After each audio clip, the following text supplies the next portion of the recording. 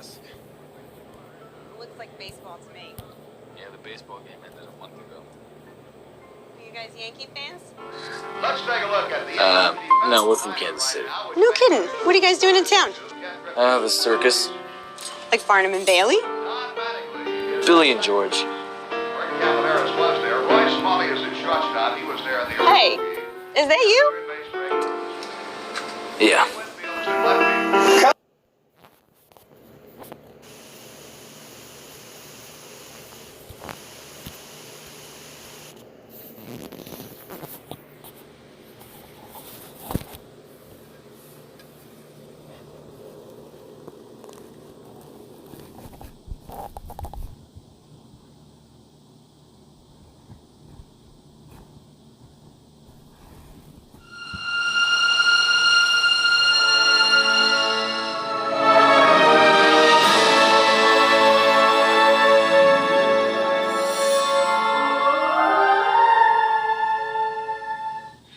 Mercer, my last words on that telecast of July 24th were the Yankees have won the ball game 4-3. Whether you agreed with me or not, I don't really remember. But, as you know, we sort of fouled that one up, ladies and gentlemen. We're going to try to straighten it out tonight. The Yankees did not win the ball game 4-3. Late President Lincoln ruled it was a legal home run by George Brett, and that's why we're here at Yankee Stadium tonight to pick up this game in the top half of the ninth inning. With 2 outs. And the Royals now leading 5-4. Order up! Ruling by a higher judge by the American League office, they decided that, well, his say was the number 1 say, so here we are today to finish this ball game. What are you boys watching? Burlesque. It looks like baseball to me. Yeah, the baseball game ended a month ago.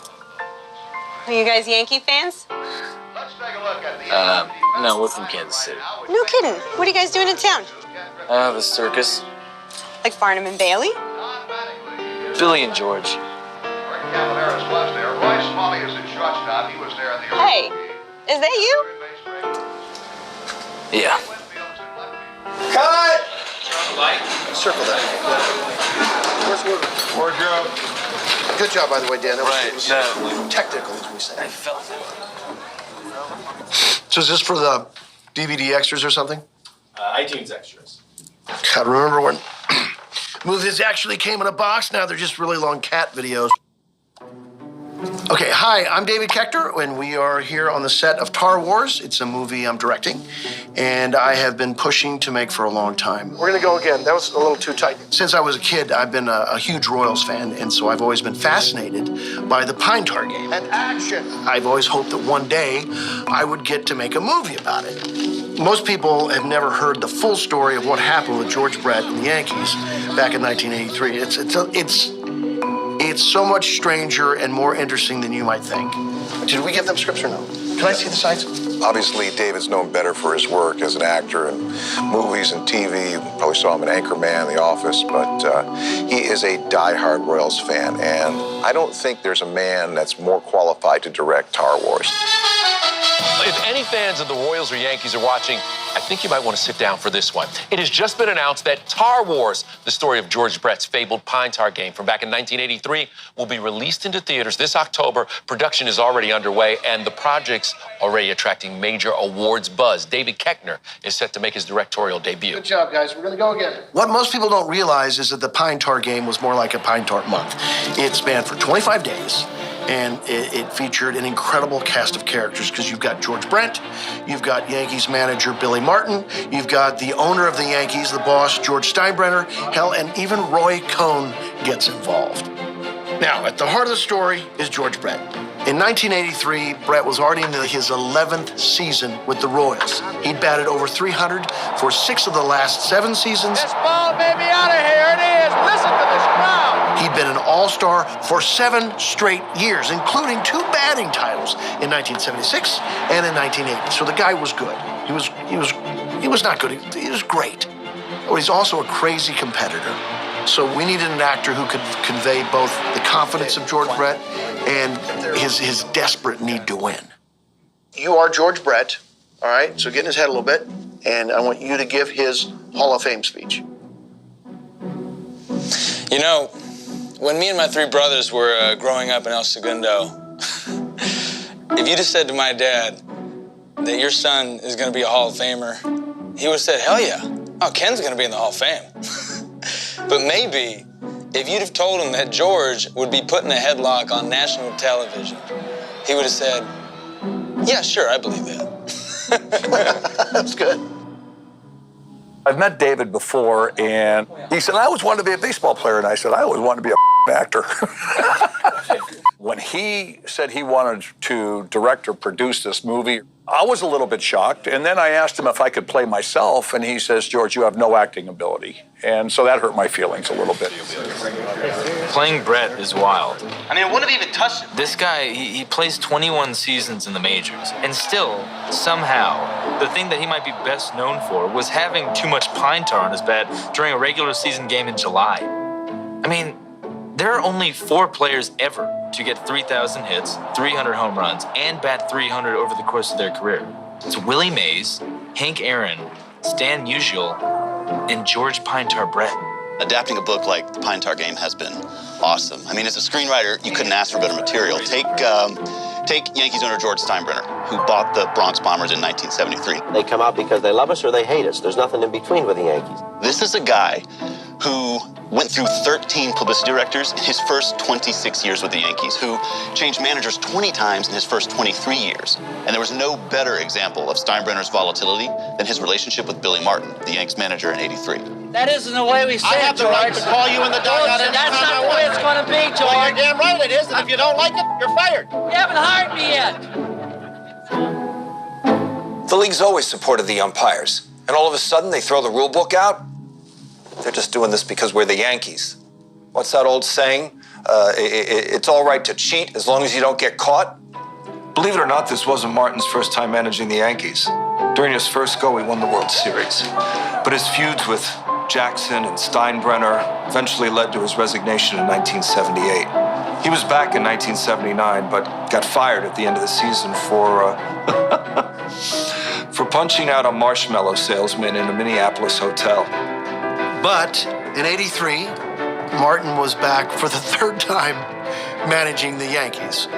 So there's no question the Pine Tar incident never even happens if anyone else is managing the Yankees. Hey, I think I'll try a swig of this. Billy, will you use a spoon? Oh, no! Okay, right now, anytime? Okay. I'm Philip Bondi. I literally wrote the book, The Pine Tar Game, and that's why they brought me on to be a consultant for this film. Hey, guys. Great to meet you. You guys are supposed to hate each other. Yeah, well, we do. People forget that this was the actual rivalry of the late 70s, not the Yankees-Red Sox, the Yankees-Royals. That's gone. Chris Chambliss has won the American League pennant for the New York Yankees.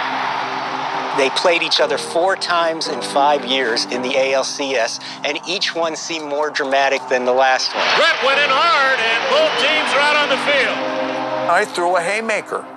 First inning of the last game of the playoffs. That's rivalry. These things just kept escalating, and the hatred, particularly from the Royals' point of view, was intense. I mean, here was this team, the Yankees, standing in their way, the big city guys who just kept ending the dreams of the smaller city. And the Yankees have won the pennant. They were New York, we're Kansas City. They thought their didn't stink, and we knew ours did. It wasn't until their 4th matchup that David finally beat Goliath, and it was George Brett's bat that did it. High drive hit deep to right field. It is gone. 3-run home run by George Brett, and a stunned crowd here at Yankee Stadium in New York. It was, at that time, the greatest thrill I have ever had in my life, without a doubt. So it was this rivalry that kind of set the stage for the Pine Tar Game.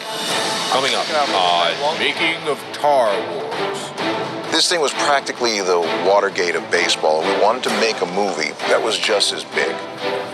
This bat looks like it's more pine tar than it is bat. What are you idiots going to do with 50 cans of pine tar? We are at war, Kenny.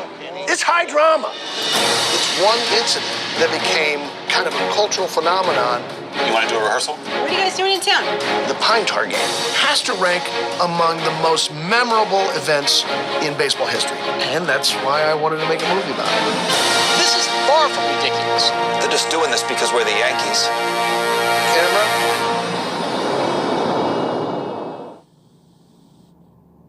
And we'll show you the highlights when we return.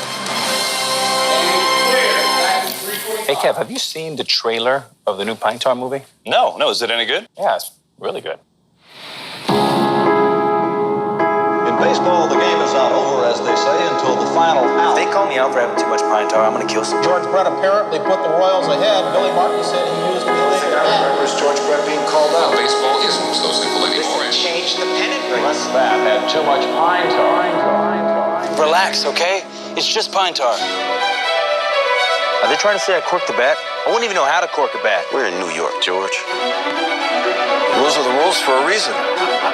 Billy Martin's the king of all clowns. This is illegal from a mile away. Now the rules don't mean anything. This is a war, Kenny. This is a war. Are you guys Yankee fans? They ought to call the rule book the funny pages. So you're saying the bat wasn't illegal? What? Mr. Why do you think the game should be postponed? Your Honor, this is ridiculous. This is far from ridiculous. They cheated us. McPhail changed the rules against us. Are you threatening to leave, McPhail? What are you idiots going to do with 50 cans of pine tar? Play ball. Here's the culprit, a substance known as pine tar. But what's all the commotion about? Does it really help the batter? It wasn't until the mid-60s that pine tar became the substance of choice. Pine tar is used in baseball and tree surgery. It is a sticky, gooey sap which bonds hands wet with perspiration to the handle of a bat. The fact is, Jerry, pine tar is just about the stickiest stuff you can find. George Brett was one of the few players who actually didn't use batting gloves, so of course he loved pine tar. That's just a sticky substance that you put on a rag, and then you rub the rag on the bat, put it up there, you get a little pine tar. Now the bat won't slip out of your hands. But there was a major league rule about pine tar. When the substance started to be used prevalently in baseball, a stingy owner of the Washington Senators, Calvin Griffith, thought that baseballs were getting dirty prematurely and it was costing him money. He lobbied intensely to make this rule that pine tar above the 18-inch mark would be illegal. Griffith succeeded and Rule 1.10b was in the books. But that didn't stop people like George Brett from pushing the limits of bat cleanliness. People knew about Brett's pine tar, but just because he was a pine tar slob, he was a bat slob. I was a bat slob. My bats weren't pretty. It's a weapon. I'm going to war with it. I'm going to war. Brett would use a bat for like 3 or 4 weeks and apply pine tar to the handle 3 or 4 times a day. And apparently he used so much that the pine tar would actually start to grow inside the grain of the bat. I'm back with Quentin Kirby, star of Tar Wars. So we usually don't do this on the show, but I heard you have a clip from the movie. So what are we going to see here? Right. So in this scene, George Brett is actually having a conversation with a Royals staffer, and they're in the batting cages. It's just a few days before the infamous Yankees game. And the staffer actually confronts George with a bat that he's a little bit more than worried about. All right, so let's see a scene. Check it out from Tar Wars.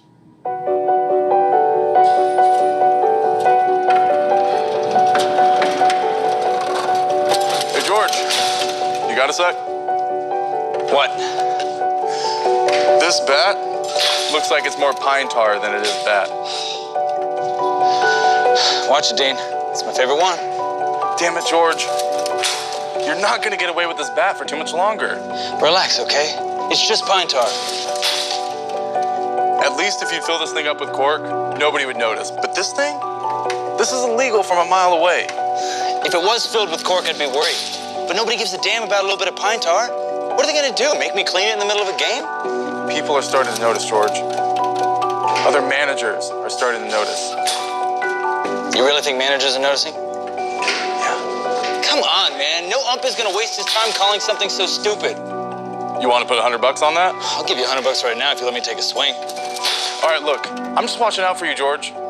We have plenty of other T85s. Like that one.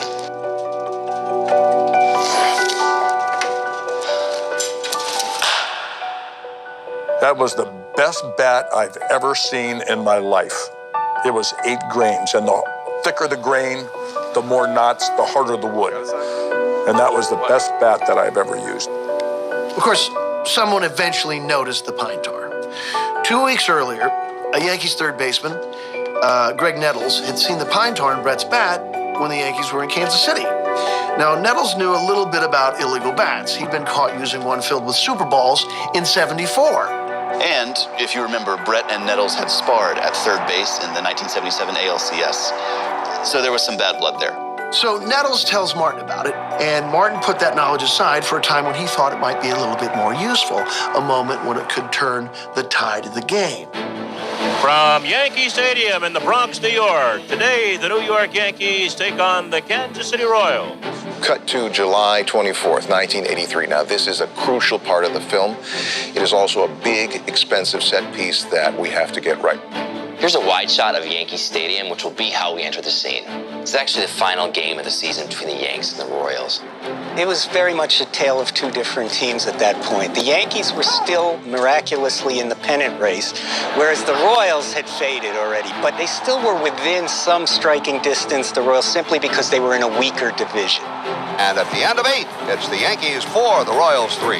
Well, the first 8 innings went normally. With 2 outs in the top of the 9th, the Yanks were up 4-3, but UL Washington managed to hit a grounder that got him to first. What a big base hit by UL Washington, and the reason for that is it brings up George Brett. And that single brought Billy Martin to the mound, and he called for Goose Gossage to come in. Gossage was a fireballing 9-time All-Star and future Hall of Famer with a signature handlebar mustache. That's who he wants, and it will be Gossage.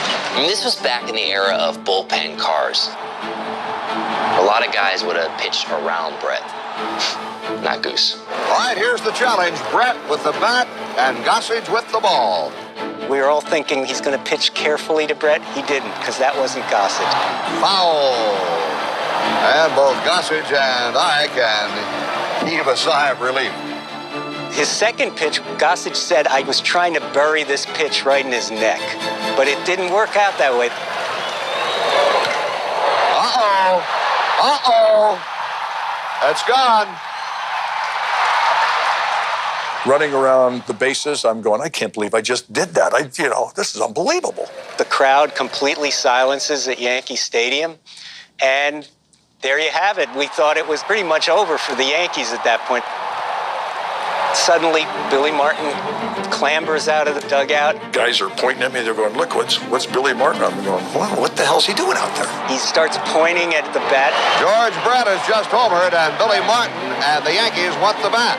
And we're wondering what the heck is going on down there. And the umpires are going to get together. George Brett looking around, wanting to know what's going on. Imagine thinking that you just hit a game-winning home run off of your bitter rivals, and then you see a guy like Billy Martin up there talking to the umps, waving your bat around. You'd be ready to lose your mind, too. Look at Martin. Well, what they're talking about, Frank, is that he's got too much pine tar. I said, what do you mean too much pine tar? Billy Martin's a persuasive guy, especially when he's screaming bloody murder in your face. So umpire Tim McClelland and his crew decided to talk it over. Now the umpires are going to walk away and talk about this and go over the rules. What the hell's going on, Frank? Are they trying to say I corked the bat? I wouldn't even know how to cork a bat. Man, I think it's about the pine tar. I'm pretty sure something like this happened to John Mayberry 10 years ago. You gotta be kidding me. I mean, you don't think this is serious, do you? We're in New York, George. Billy's out there yelling at the umps. Dick Hauser's still sitting in here on the bench. If they call me out for having too much pine tar, I'm gonna kill somebody. I mean, it wouldn't have even touched it. I just don't think we have a chance. Look at Billy out there. It's like a mad dog. This is classic Yankees. They can't possibly bear to think that somebody's better than they are. Wait, is McClellan coming over here? What? Yes, sir. Brett is out. Look at this. Brett is out. And steaming back. He is out and having to be forcibly restrained from hitting plate umpire Tim McClellan.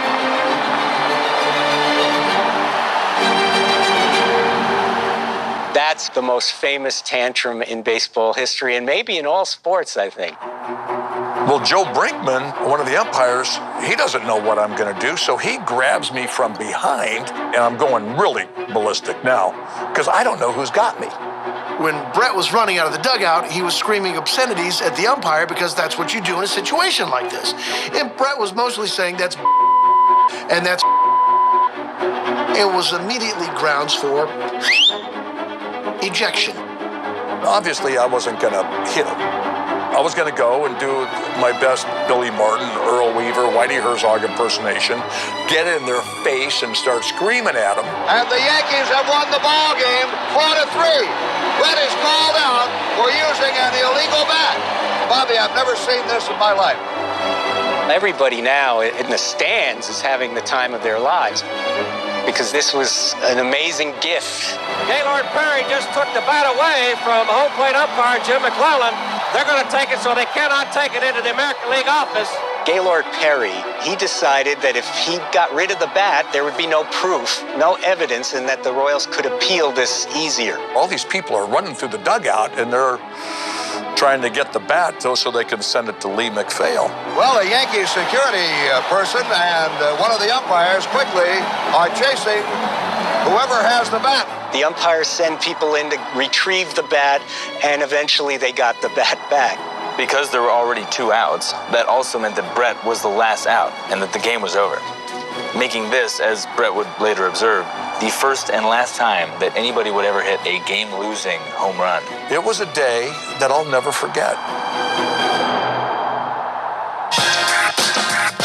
Guys, you heard that Hollywood is releasing a film based on the George Brett pine tar incident, and it begs the question, I guess I have to ask, was George Brett's post-ejection tantrum one of the most epic we've ever seen in sports? Of course it was. I mean, how George Brett wasn't arrested for this eludes me to this day. Pine tar game and the aftermath is one of the strangest situations in the history of Major League Baseball. After George Brett's game-losing home run and his legendary outburst, both teams were trying to understand what had just happened. By the time I get in the locker room, Dick Hauser, our manager, he's pissed. And he's pissed at me for using an illegal bat. Meanwhile, Billy Martin is loving life.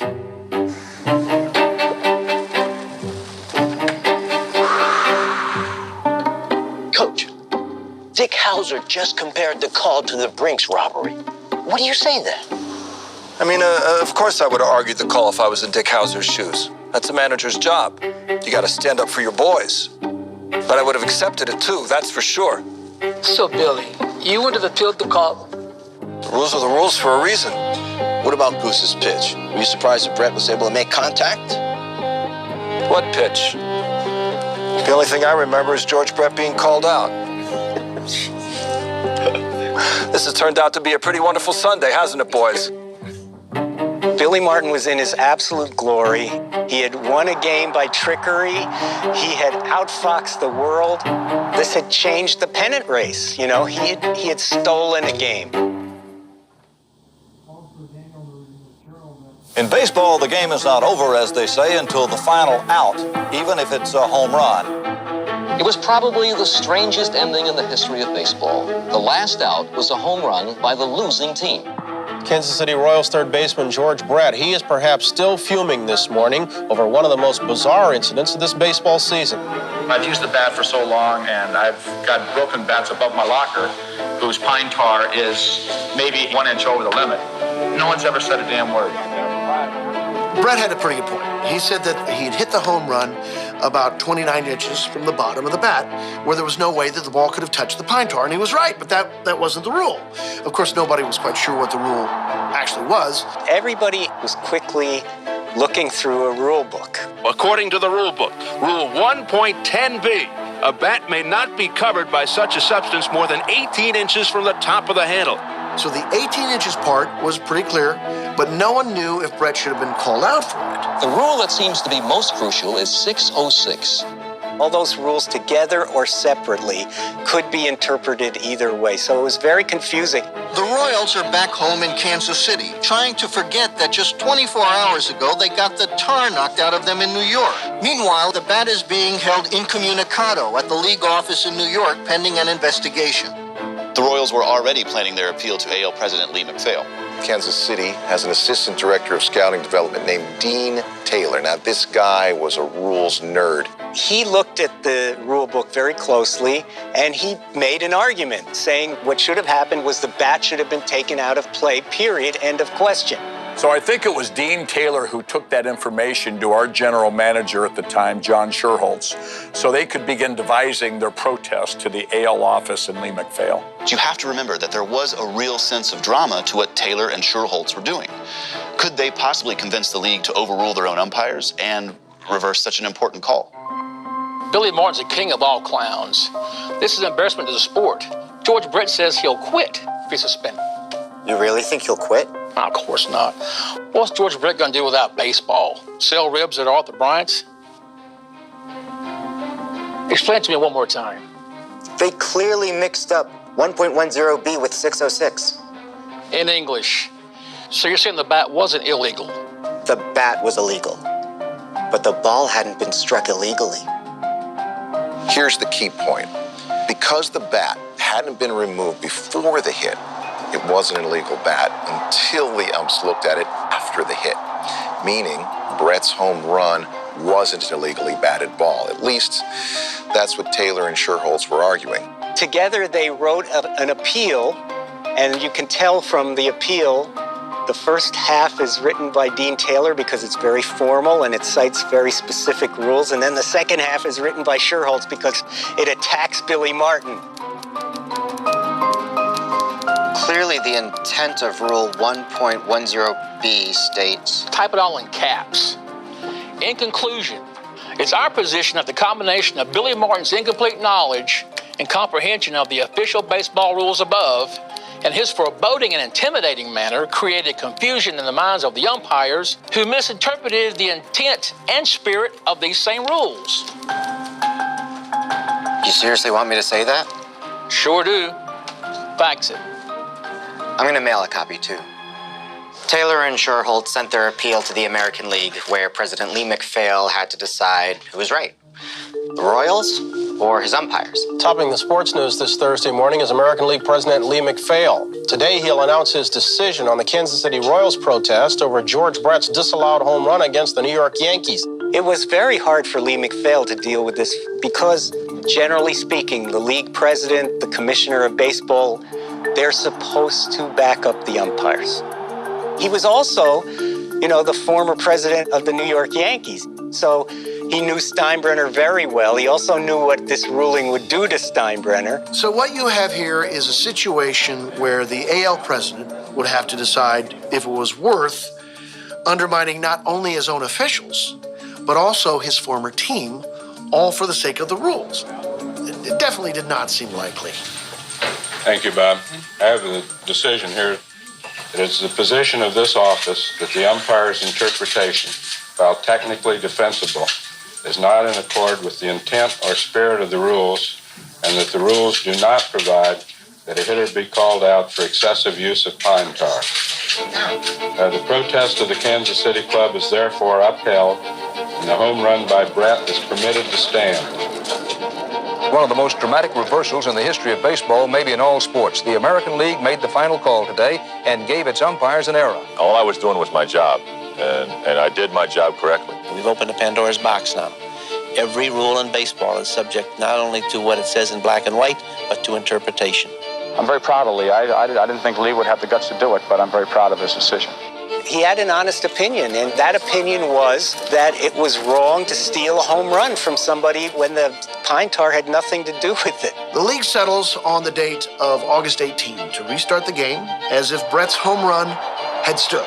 The Royals would be up 5-4 in the top of the ninth inning with 2 outs. So on a muggy city day stickier than the pine tar that started this whole mess, the smoking gun is deemed not to be smoking, the murder weapon is deemed incapable of having fired the shot, and George Brett's home run counts.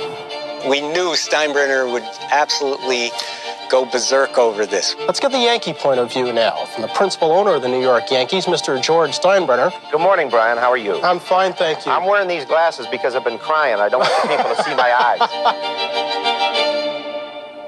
A new baseball film, Tar Wars, is set for release next month. And early indications are that Keenan Johnston delivers a show-stopping performance in David Koechner's film.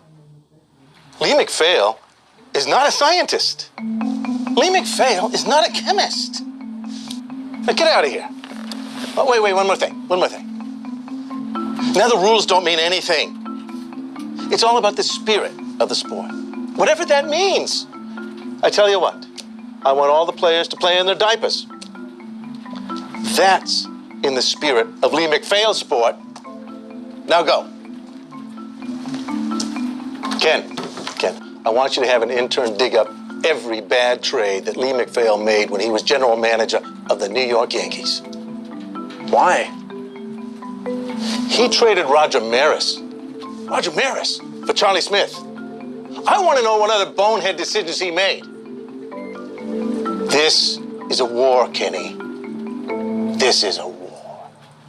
Steinbrenner actually did have an intern look up all of the bad trades that McPhail had made when he was GM of the Yankees. I'm sure Steinbrenner was furious.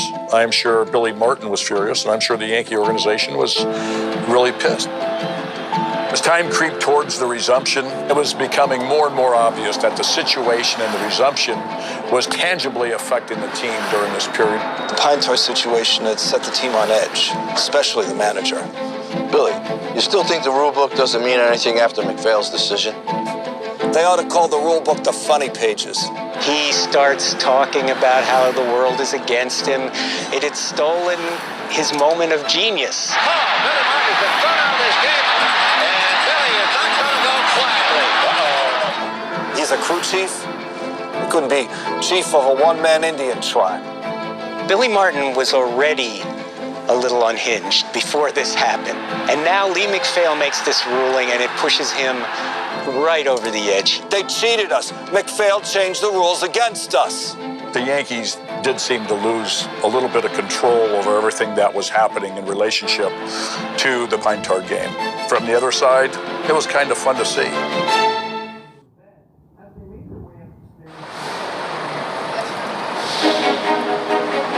The Yankees were running out of options. Nearly a month of drama now looked like it would end with 4 outs in the Bronx.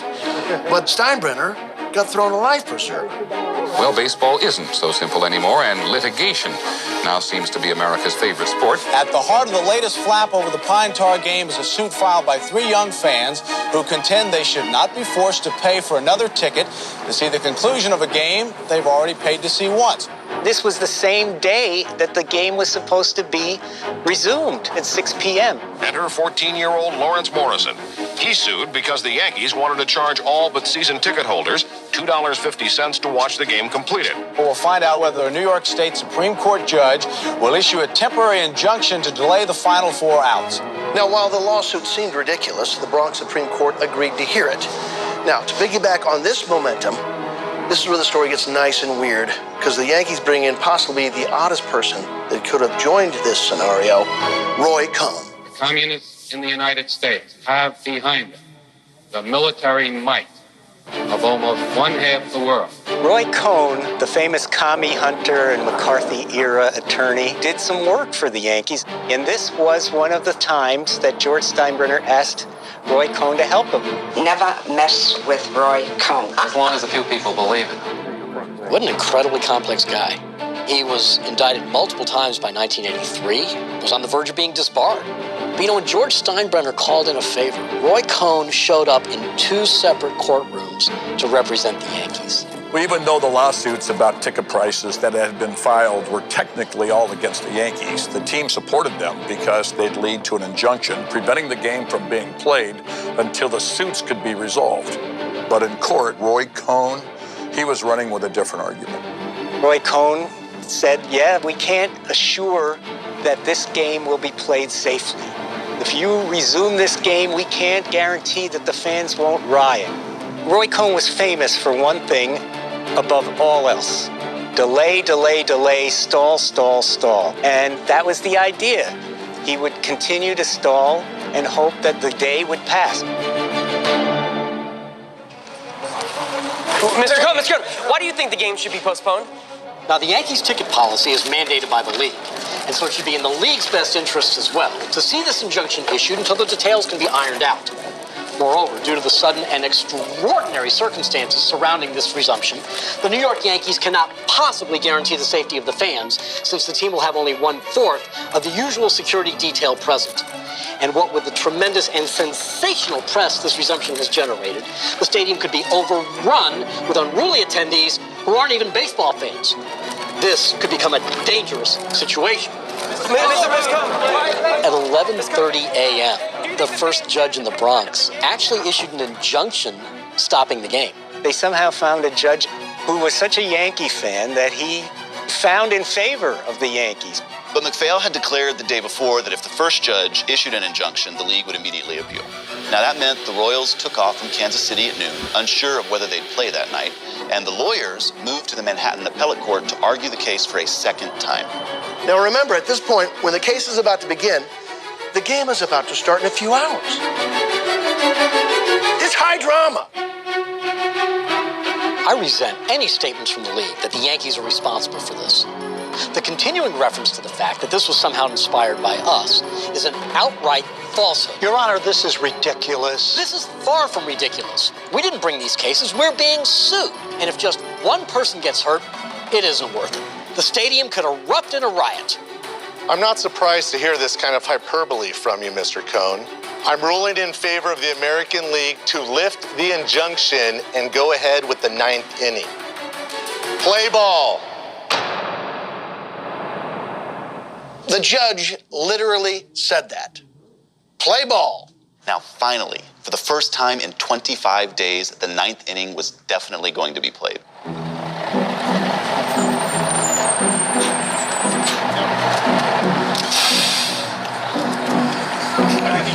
When the Royals decided to head to Yankee Stadium, they get there, I don't know, around 4:15, and at that moment, that's when they finally find out, hey, you guys are playing at 6. Well, George Brett didn't. Where is Brett? I don't really know. Let's take a look at the Yankees' defensive alignment right now, which may furnish you a surprise or two. Ken Griffey is at first base. Is that you? Don Mattingly is at second base. What are you doing here? Why aren't you at the stadium? Well, you just can't get good spaghetti and meatballs at Yankee Stadium. I'm so confused. I was kicked out of that game a month ago. That's right. George Brett, the man who swung the pine tar bat, the man who put this whole thing into motion. He spent the replay of the 9th inning at an Italian restaurant near the Newark airport watching the game with the Royals TWA rep.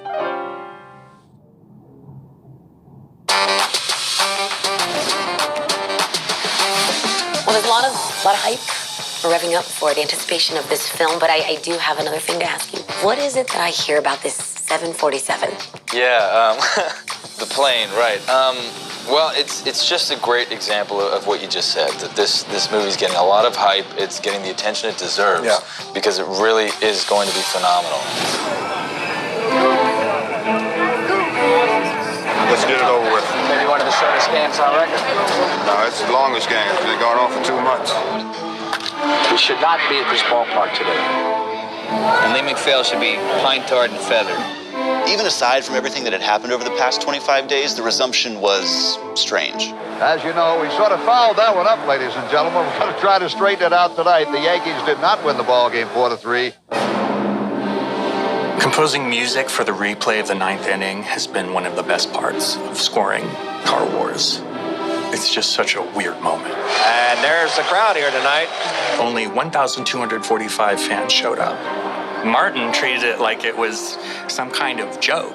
He decided if they're going to make me do this, I'm going to make them pay for it by turning it into a total farce. Let's take a look at the Yankees' defensive alignment right now, which may furnish you a surprise or two. Martin started his ace pitcher, Ron Guidry, in center field. That's Guidry playing center. Don Mattingly had been moved from first base to second, marking what is still the last time a lefty played second base. And on the mound for the Yankees, right-hander George Frazier, and he'll be pitching to Hal McRae, who was on deck when Brett hit the 2-run homer. Martin still had one last trick up his sleeve.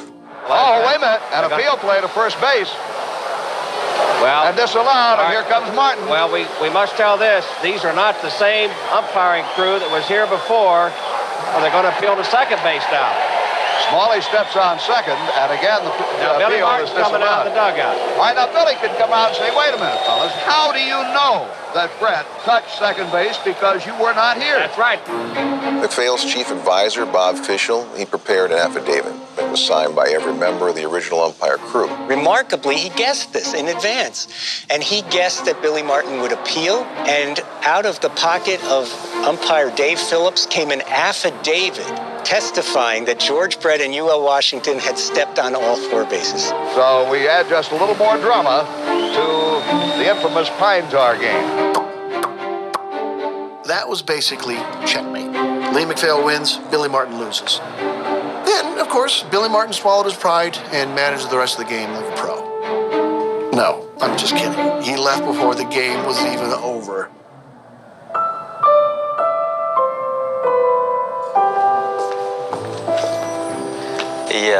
Billy, the reporters are outside. Tell them I'm watching Barney Miller. So you want me to tell them you're not going to talk to the press? No. Tell them I'm watching Barney Miller. Billy Martin did not finish managing the game. In the middle of the ninth inning, he left the dugout, went into the clubhouse, and actually did watch a rerun of the cop show Barney Miller. And that may do it. Frank White over to John Wathan, and the Pine Tar game is over. The final score, the Kansas City Royals 5 and the New York Yankees 4, I think. That was it. The Royals won. George Brett's game-winning homer became the game-losing homer, and then was turned back into the game-winning homer. 25 days of controversy came to an end in 9 minutes and 41 seconds without a single hit. The Pine Tar game is over with. Now, I'm not going to answer any more questions about the Pine Tar game. It's over with. It's over with. It's the end of one of the craziest ball games ever played. I thought it added a human dimension into the game of baseball, and I enjoyed it. Mm-hmm. You won. That also helps you enjoy it. Absolutely, but I like those wins. But the man who started the Pine Tar protest stayed out of sight and out of the locker room long after the game. Mr. Martin, any comments tonight?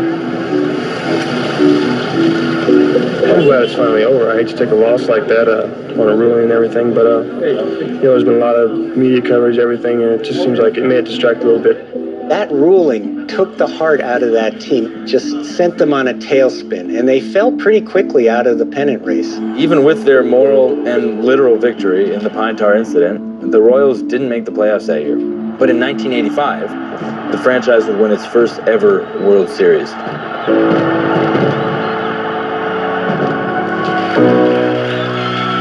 When it came time in 1999 to vote for George Brett on the Hall of Fame, these guys said, "Oh, you remember that Pine Tar thing? He was pretty passionate about the sport."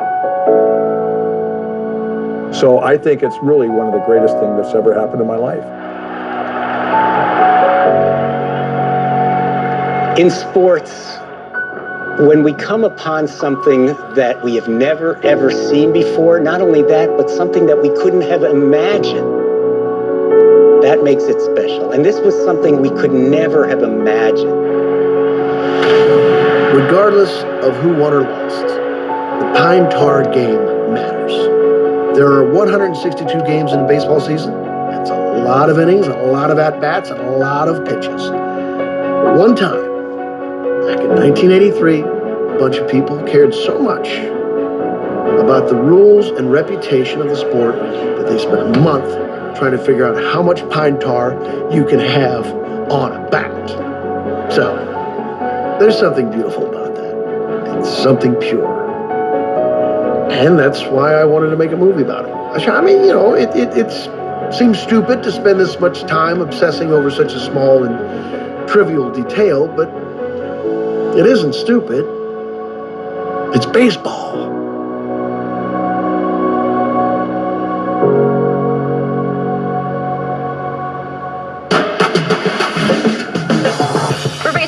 And cinephiles alike, Christmas came early today. Talking Tar Wars. Well, the reviews are in. And they suggest we're looking at a future classic. Bull Durham, The Natural, Field of Dreams. There's a long list of classic baseball movies. Tar Wars, it's a home run. What are you idiots going to do with 50 cans of pine tar? Glue each other to the left of your wall? It just opened #1 at the box office, and I saw it this weekend. I mean, it's an incredible movie.